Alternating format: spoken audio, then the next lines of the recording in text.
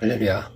오늘 우리는 사무엘상 20장부터 22장의 말씀을 통해서 깊은 은혜를 나누고자 합니다. 사울과 다윗의 이야기를 통해서 우리가 귀한 것을 깨닫게 되는데요. 세상을 상징하는 사울은 기름 부음 받은 하나님의 종 다윗을 밀어냈죠. 하지만 하나님의 언약은 세상에 아무리 큰 방해 공작이 있다 할지라도 그대로 진행이 된 줄 믿습니다. 그래서 하나님의 언약은 또 다른 모습으로 하나님의 나라를 확장시켜 갑니다. 우리가 살아가는 세상의 줄은 언제든 썩고 쉽게 끊어질 수밖에 없는 썩은 동아줄 같은 겁니다. 그러나 우리를 영원히 단단하게 묶고 있는 바로 하나님의 말씀, 이 변치 않는 불변의 이 말씀, 이 언약의 끈은 절대로 끊어지지 않습니다. 그래서 우리의 참된 안전은 세상의 것이나 환경이 아니라 하나님 말씀에 달려있다는 사실을 믿으시길 바랍니다. 인간의 가장 밑바닥이라고 이 뼈저리게 느끼는 그런 절망적인 순간이 있지 않습니까? 그런데 그 순간이 실상은 말이죠, 하나님의 가장 강력한 다스림, 이 통치가 시작되는 때라는 사실입니다. 따라서 우리가 원하는 대로 되는 그런 상황, 화려한 왕궁 같은 곳에서 쫓겨났다고 해서 또 아무란 아둘람 굴 같은 그런 상황에 있는 것처럼 보여도 오히려 아둘람 굴에서 축복과 생명의 메시지가 흘러나오는 줄을 믿으시길 축원합니다. 오늘 20장에서 등장하는 요나단과 다윗을 한번 보세요. 두 사람은 생명을 건 맹약을 갖게 됩니다. 세상의 권력과 탐욕은 혈연을 따르라고 말해요. 도리를 말합니다. 그러나 천국 시민은 오직 언약을 따라 움직이는 자들인 줄 믿습니다. 세상 권력은 이리저리 상황에 따라서 변해도 하나님의 언약은 결코 변하지 않습니다. 사울은 다윗을 잔인하게 죽이려고 했죠. 그러나 요나단은 하나님의 약속을 바라보면서 다윗을 살리는 역할을 합니다. 구원의 역사는요, 사람의 방해로 인해서 결코 중단되지 않습니다. 특별히 이 히브리어로 이 언약을 뜻하는 단어가 베리트인데, 이것은 단순한 인간적인 그런 우정이나 신뢰를 넘어서는 겁니다. 이 단어 자체가요, 신적 구속력을 가진단 말이에요. 그래서 요나단이 맺은 그의 언약은 우리가 말하는 그런 사소한 그런 약속이 아니라 예수 그리스도의 새 언약을 예표하는 것이다. 그래서 반드시 이루어질 수밖에 없는 바로 그런 언약이 요나단을 통해서 다윗에게 주어졌고, 그것은 우리에게 예수 그리스도의 언약으로 연결된다는 사실입니다. 요나단은 사울의 아들이었지만 그는 왕의 계승을 포기했습니다. 그리고 다윗 편에 서서 자신의 기득권을 내려놨죠. 이것은 단순한 우정이 아닙니다. 하나님의 온전한 뜻을 위해서 자신의 이 영광을 과감하게 포기하는 겁니다. 이게 바로 언약적 자기 비움이라고 하는 것입니다. 언약이 있기 때문에 자기를 비울 수가 있는 거예요. 요나단의 이 놀라운 자기 비움은요, 정말 하늘의 영광을 다 버리고 이 땅에 오셔서 죄인의 친구로 되어주셨던 예수님의 이 모습을 그림자처럼 보여주는 겁니다. 우리를 위해 스스로 다져지신 이 예수님의 이 성육신, 이 사랑이 바로 요나단을 통해서 흐르고 있다. 아멘입니까? 우리도 세상에 헛된 이런 야망, 높아지려고 하는 그 욕정, 그런 자리를 구하는 것이 아니라 요나단처럼 기꺼이 자기를 비우며 십자가의 길을 걸어갈 수 있는 성도들이 되시기를 축원합니다. 나의 권리를 포기하고 하나님의 뜻이 이루어지기를 간절히 기도할 때 바로 삶에서 그리스도의 크신 영광이 찬란하게 드러날 줄 믿습니다. 21장으로 가게 되면 다윗은 높 땅에서 굶주림에 지치게 되는데 그때 제사장만이 먹을 수 있는 거룩한 떡을 먹게 됩니다. 하나님께서는 엄격한 율법의 금기에도 불구하고 다윗의 생명을 살리기 위해 이 떡을 먹도록 허용을 하신 것을 우리가 또 보게 됩니다. 이건 참 놀라운 사건이 아닐 수 없습니다. 하나님 나라 율법은요, 사람을 얽어매고 죽이는 게 아니라 사람을 살리고 온전하게 하는 생명의 법이라는 사실입니다. 생명을 살리는 것이 율법의 진정한 목적이고 완성이라는 거예요. 율법의 초음보다 생명의 복음이 훨씬 더 위대한 진리인 것입니다. 오늘 우리들의 신앙이 혹시 메마른 이런 장작 같은 그런 형식적인 종교에 갇혀 있지 않는가? 껍데기만 그럴듯하게 있는 건 아닌가? 하나님의 뜨거운 은혜를 드러낼 수 있는 우리들의 신앙이 되기를 축복합니다. 진정으로 살리는 것은 율법의 주문이 아니라 조건 없이 부어주시는 십자가의 뜨거운 사랑인 것을 믿으시기를 축원합니다. 훗날 예수님께서는요, 제 바리새인들과 논쟁하실 때 이 다윗의 진설병 사건을 인용하죠. 예수님 자신이 곧 안식일의 주인이다 라고 선포도 하셨고요. 율법주의에 빠져있는 그런 종기들을 질타하기도 하시면서 참된 안식과 생명을 주시는 분이 누구신지를 밝혀 보여주신 사건들이죠. 다윗이 먹은 이 도배의 떡도 영원한 생명의 떡으로 이 땅에 오신 예수 그리스도의 은혜로운 통치를 예표하는 것입니다. 우리는 썩어 없어질 생명의 양식이 아니라 하늘로부터 내려온 참된 생명의 덕이신 예수 그리스도를 매일매일 먹고 마시면서 살아갈 수 있기를 축복합니다. 오늘 우리들의 영혼을 진정으로 살리는 참된 양식은 예수 그리스도의 살과 피입니다. 생명의 복음을 매일 굳게 붙드시기를 축복합니다.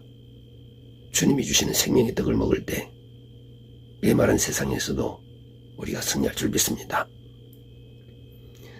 이스라엘의 자기 왕으로 기름 부음 받은 다윗이 이 적국인 가드에서 침을 흘리며 미친 채 하는 그런 수치도 당하죠. 이것은 단순한 인간의 피굴함을 말하는 것이 아니라 죽음의 그런 문턱에서도 하나님이 건져내 주신다는 상당히 역설적인 구원의 방식을 보여주는 것이다. 우리는 깔끔하고 항상 멋있게 구원받기를 바라지만 하나님의 방식은 이렇게 역설적일 때도 있다. 이것도 그대로 수용할 수 있기를 축복합니다. 하나님의 구원 역사는 참으로 신비롭죠.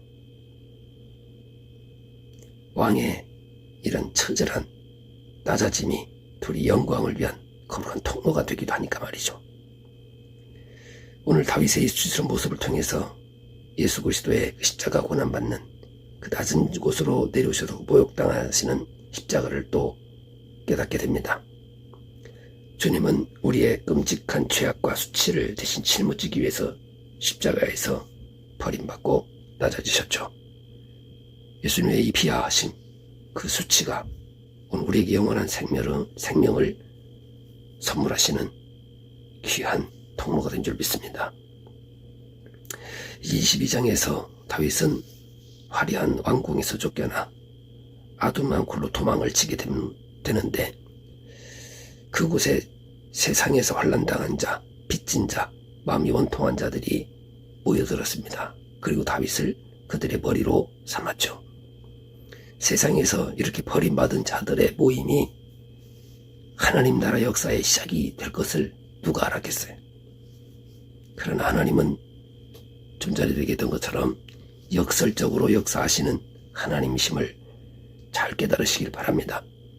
이 아둘람의 본래 뜻은요, 이 격리된 곳 혹은 피난처라는 뜻입니다. 이 지리적으로는 캄캄한 동굴에 불과하지만 신학적으로는 말이에요, 사울의 타락한 도시와 대조되는 하나님의 거룩한 성읍에 해당한다. 세상이 시선을 볼 때는 절망적인 자리고 반대로 영적인 믿음의 눈을 볼 때는 엄청난 축복의 자리가 된다는 것이죠. 우리가 살아가다 보면 이런 일들이 비일비재합니다. 이럴 때 우리 영안이 열려야 될 줄 믿습니다.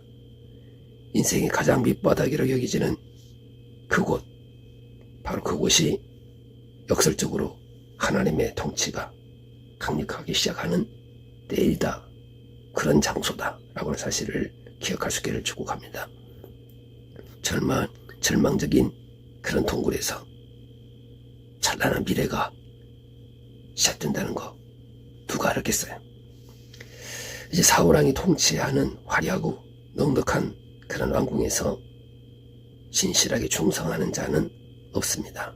그러나 다윗을 보면 이 초란 아둘람 굴에서 만난 그 상처 많은 사람들, 이 사람들은 정말로 헌신적인 일꾼이 되는 것을 봅니다. 하나님 나라는 이렇게 잘나고 똑똑한 사람으로 모여서 화려한 육신의 잔치를 벌이는 그런 곳이 절대로 아님을 기억하시기를 축복합니다.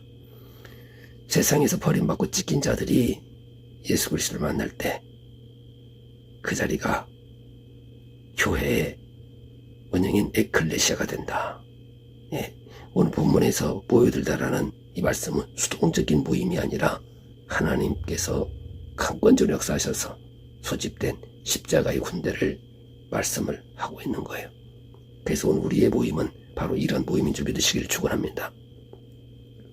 우리가 함께 모인 이 믿음의 공동체도 영적인 아둘람 굴입니다. 아멘입니까? 상처, 그것 때문에 힘들어하지 마세요. 세상의 것들로 내가 별 볼 일 없다. 그래도 괜찮습니다. 주님이 함께 하실 때 바로 그곳은 거룩한 에클레시아로 세워지기 때문입니다.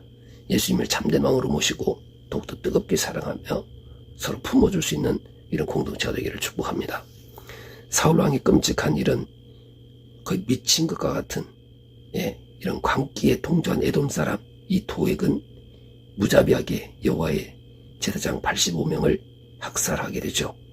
이것은 단순한 비극이 아니라 창세기로부터 시작해서 이 계속되어지는 이 뱀의 후손, 요것들이 여자의 후손을 비박하는 영적인 전쟁의 단면을 생생하게 보여주는 그런 사건이다.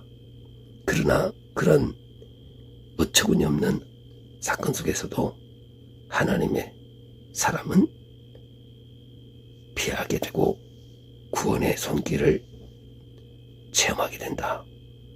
그래서 그 죽음 속에서도 아비아달 단 한 사람이 기적적으로 살아남아 다윗의 피신하게 되고 또 함께하게 되죠.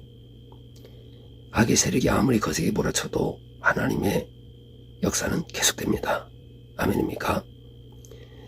어두운 세상이 우리 교회를 핍박하고 순수한 믿음을 조롱할지라도 결단코 두려워할 필요 없습니다. 부끄러워할 필요도 없습니다.